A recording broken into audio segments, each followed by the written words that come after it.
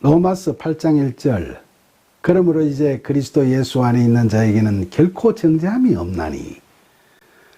바울의 이 말씀을 보면 왜 그가 앞서 7장 25절에서 우리 주 예수 그리스도로 말미암아 하나님께 감사드린다고 했는지 이해할 수 있죠.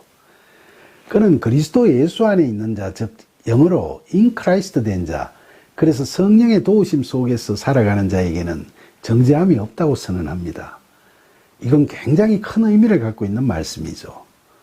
우리가 하나님의 법을 즐거워하지만 현실적으로 죄의 법에 사로잡혀 자신의 원하는 것과 다른 방향으로 행동하게 되는 게 안타까운 일인데, 이제 우리가 in Christ 함으로써 성령의 이끄심을 받아 이를 극복할 수 있다는 소망이 이 말씀에 가득 담겨 있죠. 그런데 일부 기독교인이라고 자처하는 사람들 중에서 이 말씀을 형식 논리적으로 해석하고 자기만족, 자기도취에 취해 잘못된 신앙의 길을 가고 있기도 합니다. 그들은 자신들이 예수를 믿고 있기 때문에 자신들은 그리스도 안에 있는 것이고 따라서 죄로부터 해방되었다고 생각하고 있는 거죠. 바울처럼 처절한 자기 고백과 그 가운데서 절실하게 성령의 도우심을 구하는 심령이 가난한 자, 애통하는 자로서의 그런 어떤 신앙적 내려놓음과 겸손이 아니라 영적 교만으로까지 비치는 자기 고향을 그리스도인의 신앙적 확신으로 오해하는 잘못을 그들은 저지르고 있는 겁니다. 그런데 오늘날 우리 교회들은 교인들의 확신과 자부심을 심어주기 위해서 너무 본절의 말씀을 남용하는 것 같습니다. 자기 자신을 되돌아보고 회개하고 자기 안에 도사리고 있는 죄와의 격렬한 싸움과 자기 자신의 존재적 가치에 대한 처절한 고뇌와 번민의 시간을 갖는 걸 권장하고 인도하는 그런 목회적 노력보다는 신앙을 누구나 쉽게 접근하고 매력을 느낄 수 있도록 하는 인기 종교로 만들어버리는 우를 교회가 앞장서서 범하고 있는 꼴이죠.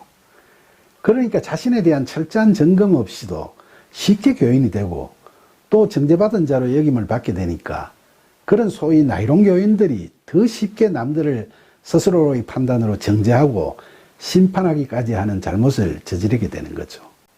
그래서 제3자 입장에서 그들을 바라보는 세상 사람들의 눈에는 그런 기독교인들이 그야말로 위선적이고 이기적일 뿐만 아니라 편협한 사람들로 비치게 되는 거죠.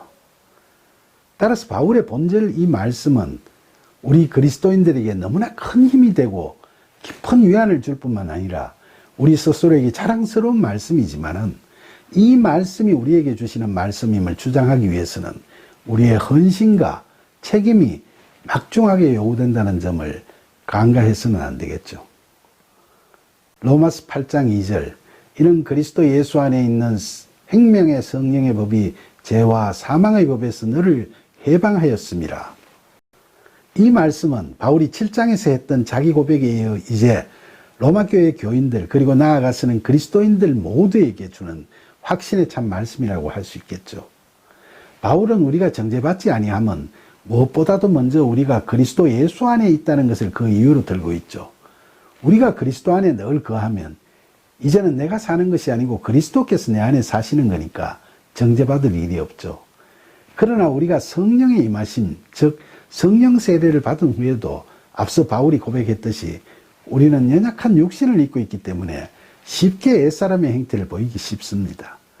이미 성령 세례를 받은 경험에도 불구하고 매사를 예수님이라면 어떻게 하셨을까를 묻고 그리스도의 영에 따라 행하기보다는 세상 유혹에 휩싸여서 세상적 이득에 연연하는 태도를 버리지 못하면 우리는 또다시 죄 가운데 거할 수밖에 없죠.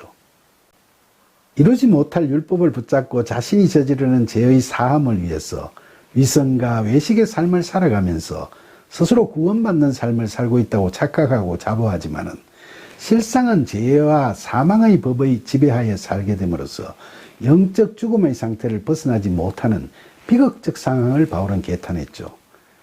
그러나 이건 그 옛날 유대 바리새인에게만 해당되는 이야기가 아니라 오늘날 교회를 다니면서도 율법적 종교심에 젖어 살아가고 있는 일부 교인들에게도 해당되는 이야기라고 할 수 있겠습니다. 바울은 이와 같은 죄와 사망의 법에서 우리를 해방시킬 수 있는 건 바로 생명의 성령의 법이라고 이야기하죠. 성령은 우리에게 새 생명을 주는 생명이죠. 이 생명을 통해 우리는 새로운 피조물로 거듭나게 되는 거죠. 죄와 사망의 법에 따라 살던 우리가 하나님의 은혜에 의한 믿음으로 그리스도 예수 안에 거하게 되면 우리는 거기서 성령이 함께 하심을 깨닫게 됩니다. 그 하나님의 영, 그리스도 예수의 영, 바로 성령은 우리를 그분의 법 아래 두시기 위해 우리를 그리로 이끄십니다. 연약한 육신이 이끄는 대로 사는 위선적인 삶과 외식적인 종교 행위로 구원받았다고 여기는 자기중심적 삶이 아닌 성령의 이끄심에 따라 사는 삶, 예수 그리스도라면 어떻게 하셨을까를 항상 생각하면서 주님을 닮아가려고 하는 삶은 생명의 성령의 법에 따라 사는 삶이죠. 이 법에 따르면 이제 우리는 그동안 우리를 지배해오던 죄와 사망의 법에서 마침내 자유로워질 수 있게 되는 겁니다.